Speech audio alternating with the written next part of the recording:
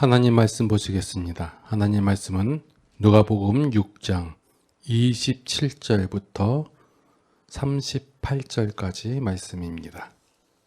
그러나 너희 듣는 자에게 내가 이르노니 너희 원수를 사랑하며 너희를 미워하는 자를 선대하며 너희를 저주하는 자를 위하여 축복하며 너희를 모욕하는 자를 위하여 기도하라.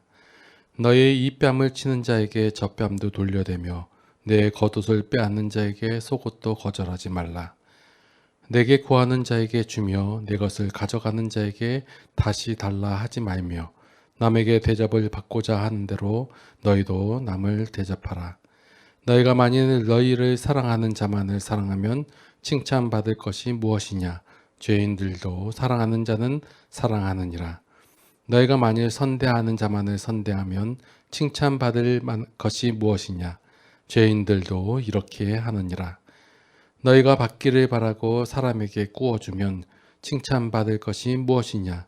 죄인들도 그만큼 받고자 하여 죄인에게 구워주느니라. 오직 너희는 원수를 사랑하고 선대하며 아무것도 바라지 말고 구워주라. 그리하면 너희 상이 클 것이요 또 지극히 높으신 이의 아들이 되리니 그는 은혜를 모르는 자와 악한 자에게도 인자하시니라.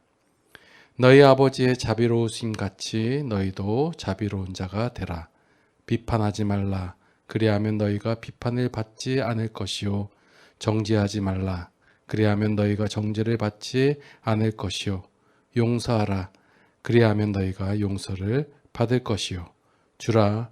그리하면 너희에게 줄 것이니 곧 후히 되어 누르고 흔들어 넘치도록 하여 너희에게 안겨주리라. 너희가 헤아리는 그 헤아림으로 너희도 헤아림을 도로 받을 것이니라. 아멘.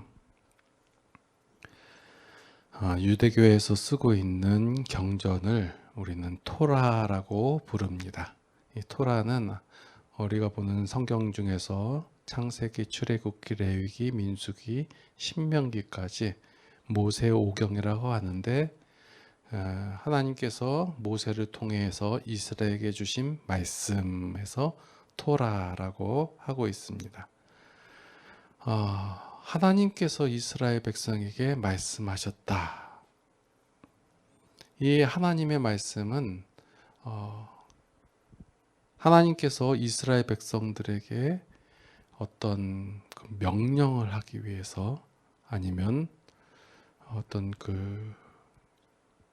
휘어잡기 위해서 어떤 울타리 안에 두기 위해서 주신 것이 아니라 먼저 하나님과 이스라엘 간의 관계가 형성된 이후에 그 다음에 말씀하신 내용들이에요.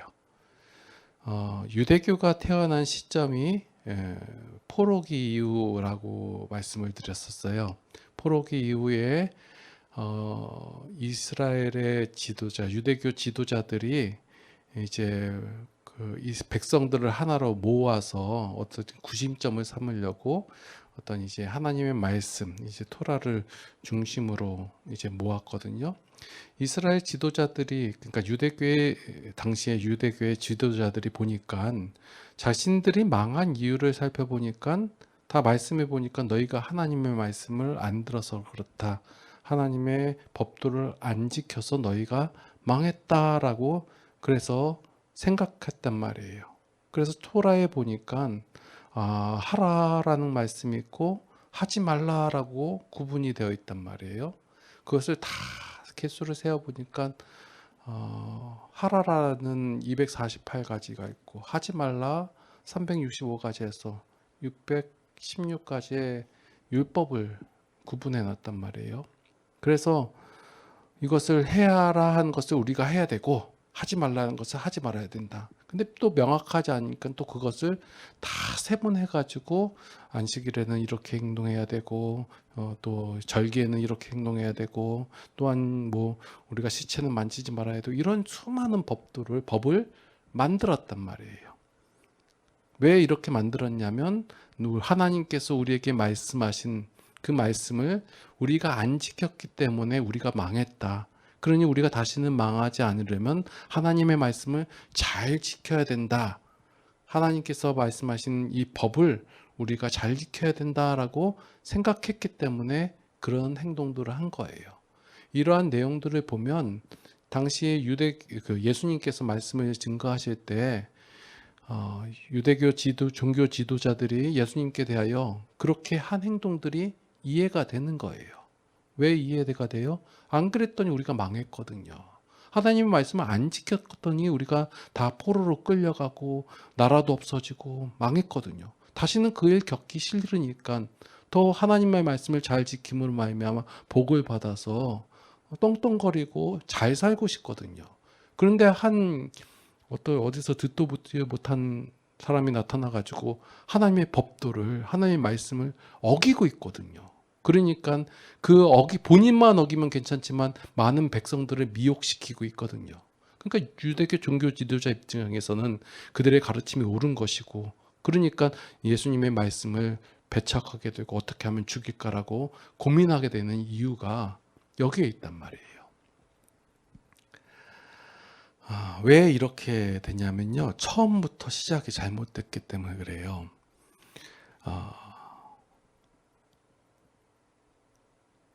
유대 종교 지도자들은 이 하나님의 말씀을 자신들이 지켜야 할 법으로 해석을 한 거예요.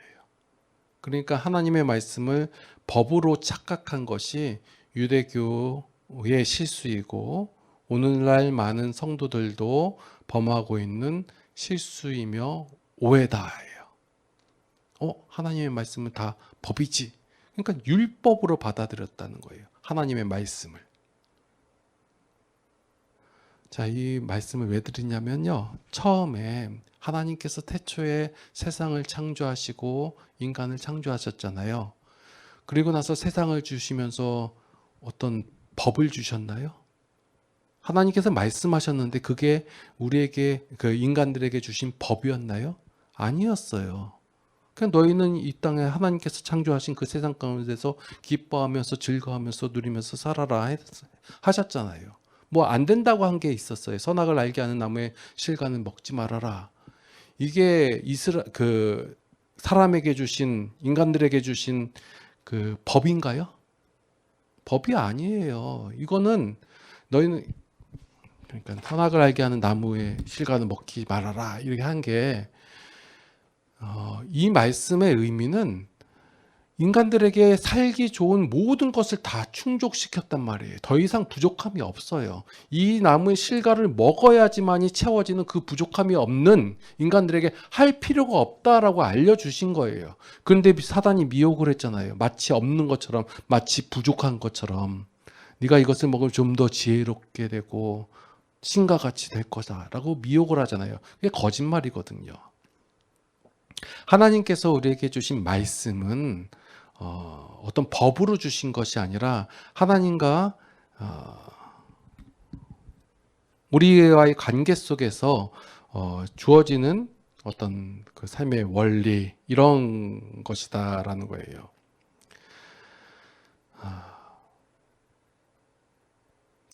하지 말아라, 먹지 말아라 한 것은 법이 아니에요. 법이. 그래서 이 누가복음에서 당시의 유대 종교 지도자들이 예수님께 항의한 것은 왜 법을 어기고 지키지 않느냐라는 거예요. 만약에 하나님의 말씀이 법이었다면 이 종교 지도자들의 이 지적은 옳은 것이고 예수님께서는 하나님의 법을 어긴 것이 되고 마는 거예요. 그러나 하나님의 말씀은 법으로 우리에게 주신 것이 아니다예요. 그렇기 때문에 이 종교 지도자들의 지적은 틀린 것이 되는 거예요. 예수님께서는 하나님의 말씀을 어긴 적이 없어요. 우리가 이 하나님의 말씀을 법으로 받아들이니까 안식일을 지켰냐 안 지켰냐 이러한 논쟁을 한단 말이에요. 예수님께서는 과연 안식일을 지킨 것이냐, 아니면 못 지키신 것이냐, 아니면 우리에게 새로운 법을 주셔서 주일이라는 것을 주셨을까? 이것이 다 하나님의 말씀을 법으로 이해한 거기에 오해에서부터 시작된 것이다라는 거예요.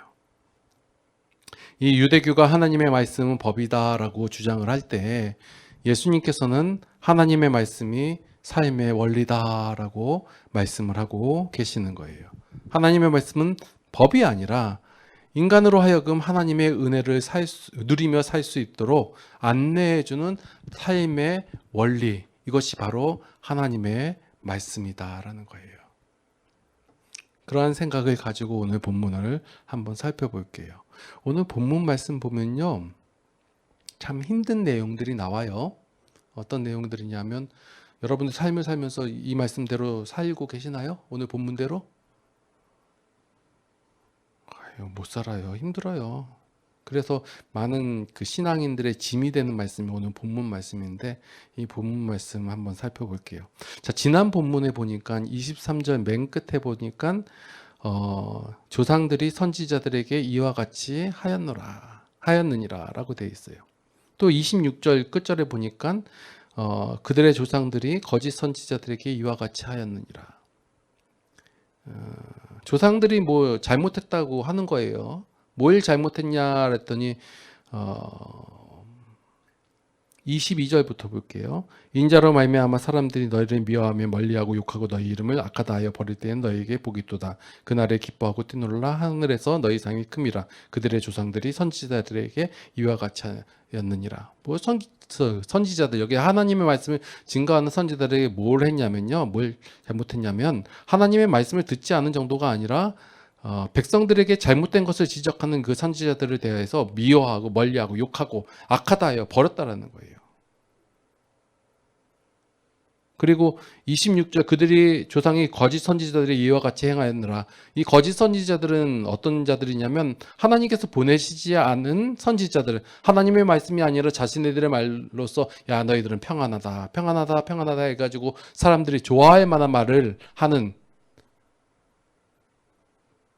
이스라엘 백성이 분명히 하나님의 말씀에 어긋나서 죄가 선호하는 대로 죄의 방식대로 살고 있을 때, 그때 이스라엘 백성들에게 평안하다 하고 헛된 위로의 말을 했던 자들이 바로 거짓 선지자들이거든요. 그런 선지자들은 이스라엘 백성들이 칭찬을 하며 고마워했다라는 거예요. 조상들이 왜 이스라엘 백성들의 조상들은 왜 그렇게 행동을 했을까요? 미련해서 그랬을까요? 아니요. 이들은 나름대로 자신들이 지혜롭고 똑똑하게 행동을 했을 것이라고 생각하고 그 행동을 한 거예요. 죄인들의 기준에서 보면 바른 행동 같아 보이지만 하나님의 기준에서 보면 미련하고 어리석은 그런 행동들을 그들의 조상들이 했다라는 거예요. 이것은 그들의 조상뿐만 아니라 지금 우리도 마찬가지예요. 우리의 생각에 옳은 대로, 우리가 보기에 맞는 대로 말을 하면 그것이 옳다라고 하고 그것을 높여주고 칭찬한다는 거예요. 하나님의 말씀. 그러니까 당시에 이스라엘 백성들에게 하나님의 말씀 바로 전달하는 예수님의 말씀을 이스라엘의 종교주의자들은 이것을 거짓된 말이다, 옳지 않은 말이다, 하나님의 말씀을 거역하는 말이다 라고 받아들였다는 거예요. 그들이 그들의 생각에는 지혜로운 행동이고 똑똑한 행동들을 했다라는 거예요. 자, 오늘 본문 속에서 보니까 32절 말씀에 보니까 너희가 만일 너희를 사랑하는 자만을 사랑하면 칭찬받을 것이 무엇이냐, 죄인들도 사랑하는 자를 사랑하느니라. 죄인들도 이렇게 한다라는 거예요.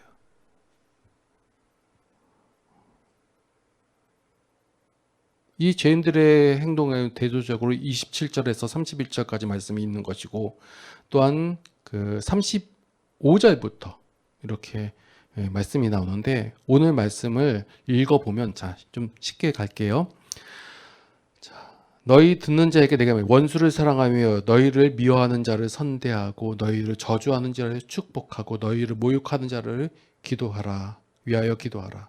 너희 이 뺨을 치는 자에게 젖밤도 돌려대며 내 겉옷을 뺏는 자에게 속옷도 거절하지 마라. 내게 구하는 자에게 주며 내 것을 가져가는 자에게 다시 달라 하지 말며 남에게 대접을 받고자 하는데도 너희도 남을 대접하라. 쭉 갈게요. 그리고 오직 너희는 원수를 사랑하고 선대하며 아무것도 바라지 말고 구워주어라. 그리하면 너희 상이 클 것이요 또 지극히 높으신 이의 아들이 되리니. 우리가 오늘 본문 말씀을 읽잖아요. 그러면 내가 무엇인가 해야 돼요. 선한 행동을 해야 되고, 남에게 내가 피해를 받았으면 그것에 대해서 피해를 입히지 말고 오히려 더 선을 베풀어야 돼요. 왜요? 이렇게 선을 베풀면 우리의 상이 클 것이고 또 지극히 높으신 이의 아들이 된다. 이거 뭐예요? 구원을 받을 것이다 라고 생각을 한다라는 거예요.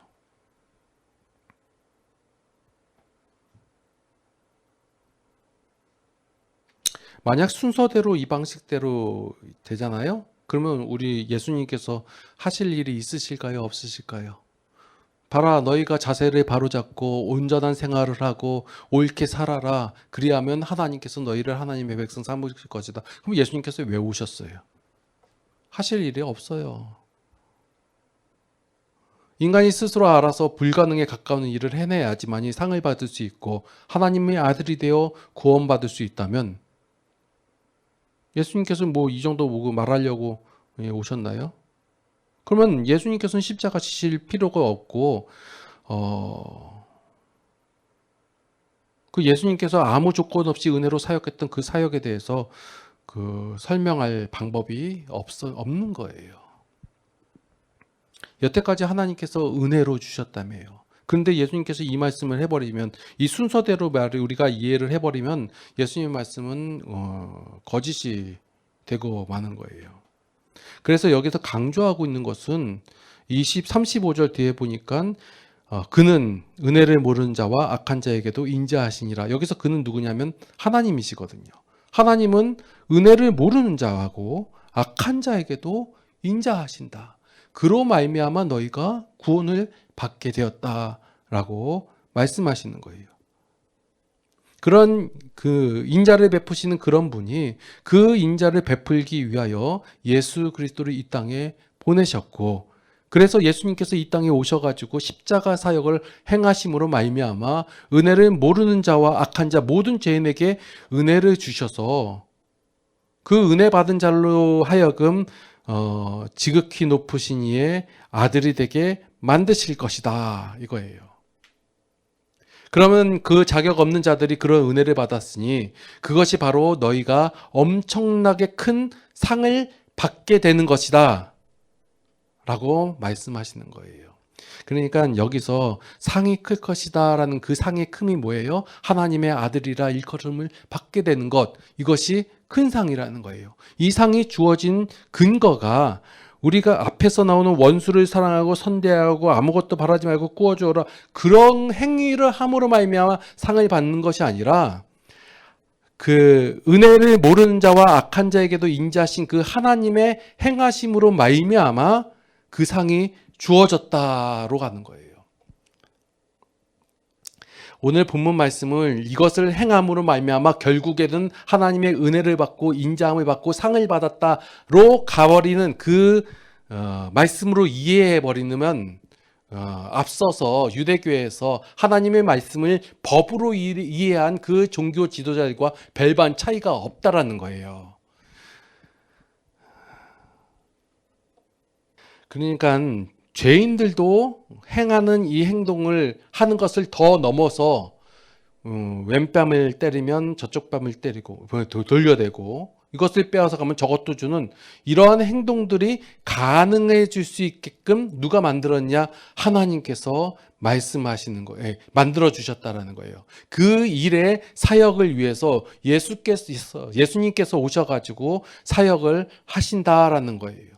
이 예수님의 사역이 이 모든 것이 이루어지면 그때 너희는 성도다운 수준에 맞게 그 성도다운 차원에 맞게 그렇게 행동하며 살기를 기대한다라는 말씀으로써 오늘 본문 말씀이 이어지는 것이지 이것이 어떤 법이나 율법으로서 행해야 할 지침으로서 하나님께서 예수님께서 우리에게 주신 말씀이 아니다라는 거예요. 그러니까 이 앞에 서서 예수님께서 하신 말씀들을 우리가 하나님께서 주신 말씀으로써 우리가 지켜야 할 법으로 받아들이는 것이 아니라 하나님의 일하심과 행하심의 결과로서 나타나는 성도의 행함과 모습으로 받아들여야 한다는 거예요.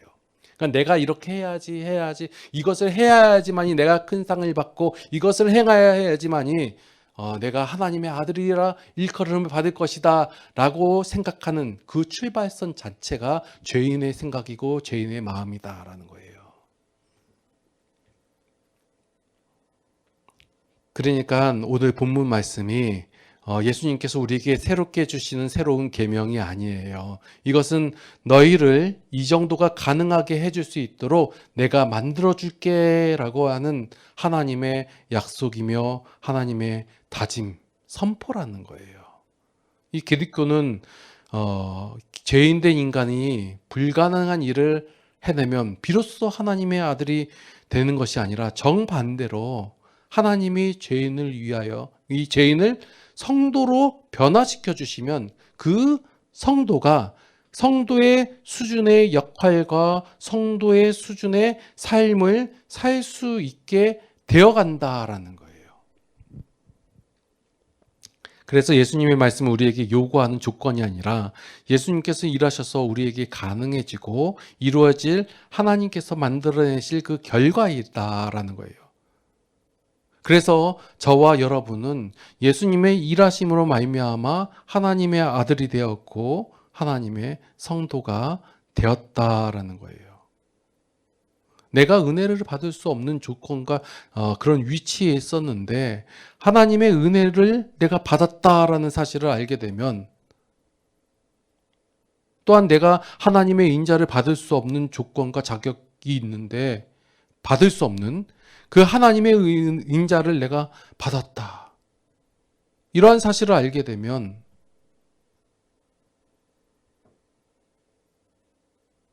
우리가 예수님께서 앞서 말한 이 상태로 되어져 간다라는 거예요. 그러니까 쉽게 오늘 본문 말씀 쉽게 여러분들에게 말씀을 드리면 내가 이쪽 뺨을 맞았어요.